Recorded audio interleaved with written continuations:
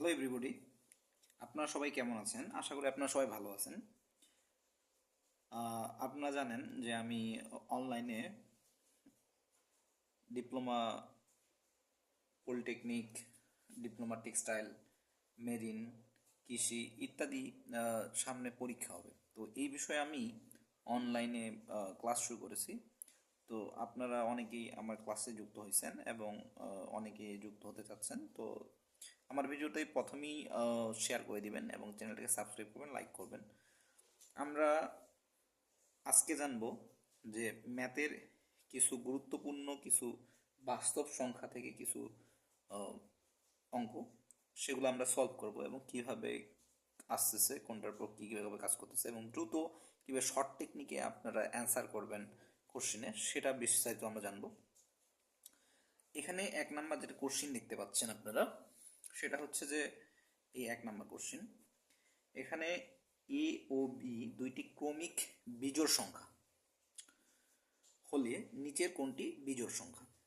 বলা হচ্ছে যে এ ও বি দুইটি ক্রমিক বিজোড় সংখ্যা হলে নিচের কোনটি বিজোড় সংখ্যা। তো চারটা এখানে অপশন আছে। তো তার মধ্যে এ ও বি দুইটি ক্রমিক বিজোড় সংখ্যা যেহেতু বলা হয়েছে, এখন আমরা বিজোড় সংখ্যা, আমরা প্রথমে বুঝি যে বিজোড় সংখ্যা জিনিসটা কি। বিজোড় সংখ্যা হচ্ছে 1, 3, 5, 7, 11, এগুলো হচ্ছে বিজোড় সংখ্যা, ঠিক আছে? আচ্ছা, যেগুলো দুই দ্বারা বিভাজ্য না সেগুলো বিজোড় সংখ্যা, ঠিক আছে? তো 1, 3, 5, 7, 11 এগুলো, আচ্ছা, এগুলো বিজোড় সংখ্যা। তো বলছে এ ও বি দুইটা ক্রমিক বিজোড় সংখ্যা। তাহলে ক্রমিক বলতে কি বোঝাতে পারে? যেমন এ হতে পারে 1, বি হতে পারে 3, অথবা এ হতে পারে 3, বি হতে পারে 5, অথবা হতে পারে এ হতে পারে 7, বি হতে পারে 11। এখানে ক্রমিক বলছে মানে ধারাবাহিকভাবে। তাহলে ধরে নিলাম আমরা এ ইকুয়াল টু হচ্ছে আপনার 1, বি ইকুয়াল টু হচ্ছে আপনার 3। যেহেতু ক্রমিক একটা ধরে নিলাম যে ক্রমিক 1 আর 3, A1 B3 ধরে নিলাম। নিচে কোনটি বিজোড় সংখ্যা? এখন আমরা কিভাবে বুঝবো যে এটা বিজোড় সংখ্যা কোনটা? যেমন ক নাম্বারে যদি আমরা অপশন দেখি, এখানে দেখতে পাবো যে এ স্কোয়ার প্লাস বি স্কোয়ার। এ স্কোয়ারের মান কত? এ স্কোয়ার হচ্ছে 1 স্কোয়ার আর বি হচ্ছে 3 স্কোয়ার। তাহলে এটা 1, এটা হচ্ছে 9, এটা 10। তাহলে এর ফলাফল কত আসতেছে? এর ফলাফল হচ্ছে যোগ, জোড় সংখ্যা। তাহলে এটা কিন্তু বিজোড় সংখ্যা হলো না। তারপর যদি বি স্কোয়ার করি, বি স্কোয়ারের মান হচ্ছে কত? আপনার 3 স্কোয়ার আর এ স্কোয়ার হচ্ছে আপনার 1 স্কোয়ার। তাহলে এটা হচ্ছে 9, 1, 8। তাহলে এটাও কিন্তু আপনার বিজোড় সংখ্যা হচ্ছে, ঠিক আছে? আর জোড় সংখ্যা হচ্ছে, এটাও কিন্তু বিজোড় হচ্ছে না।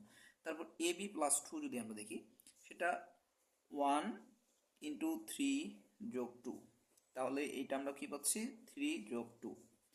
এটা কিন্তু আপনার বিজোড় সংখ্যা চলে আসতেছে। তাহলে আমাদের কাঙ্ক্ষিত অ্যান্সারটা কিন্তু এটা, ঠিক আছে? গ নাম্বার এ প্লাস বি হচ্ছে কাঙ্ক্ষিত অ্যান্সার। তাছাড়া যদি আমরা আরেকটু পর্যালোচনা করি, পরেরটাতে যদি দেখি, এটা দেখার সুবিধার্থে জাস্ট বললাম এ বি, তাহলে 1 ইন্টু 3 যোগ 1, তাহলে 3, 1, 4। তাহলে কিন্তু এটা জোড় সংখ্যা হয়ে যাচ্ছে। তাহলে এটা আমাদের অ্যান্সার নয়, এটা না, এটা এটা, এই তিনটা আমাদের অ্যান্সার না। আমাদের মেইন অ্যান্সার হচ্ছে গ। ওকে, এরপর আমরা আসতেছি 2 নাম্বার কোশ্চিনে। 2 নাম্বার কোশ্চিনে আসি আমরা এবার।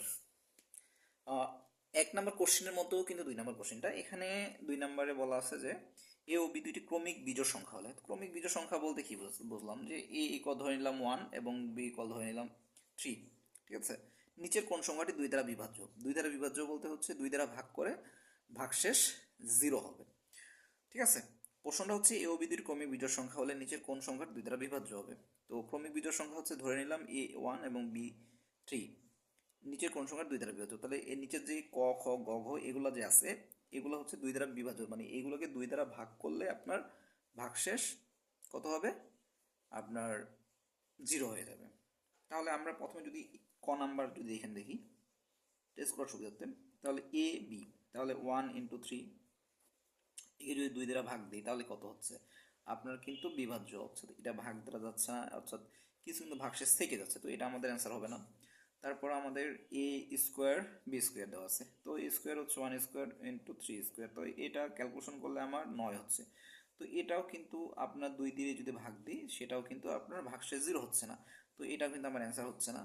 তারপর যখন যদি এরপরটা দেখি, তাহলে 1 কিউব ইন্টু হচ্ছে 3 কিউব।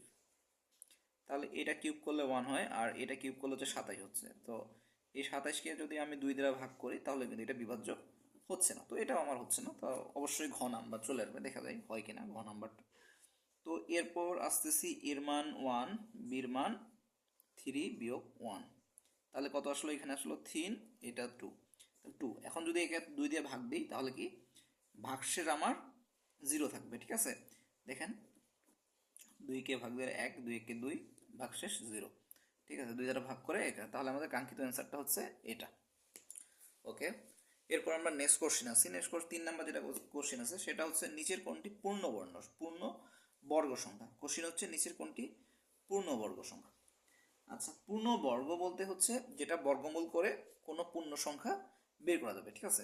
যদি আমরা 14কে বর্গমূল করি তাহলে কি কত আসবে? এটা হচ্ছে আপনার 3 পয়েন্ট সামথিং আসবে, তো এটা আমার হচ্ছে না।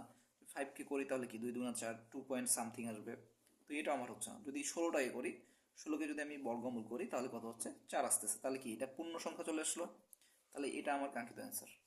ঠিক আছে, 37টাকে কত করলে কত হবে? 37টাই কিন্তু করা যায় না, তো 6 6 36, এটা আপনার যদি রূপ করে 6 দশমিক সামথিং আসবে, ঠিক আছে? তো এটা আমাদের হচ্ছে না, তাহলে কাঙ্ক্ষিত অ্যান্সার আমাদের হচ্ছে 16 নম্বর। এরপর আমরা 4 নম্বর কোশ্চেনে চলে যাই। 4 নম্বর কোশ্চেন হচ্ছে নিচের কোনটি প্রকৃত ভগ্নাংশ। এখন আরেকটা জিনিস আমরা বুঝি, প্রকৃত ভগ্নাংশ এবং অপ্রকৃত ভগ্নাংশ।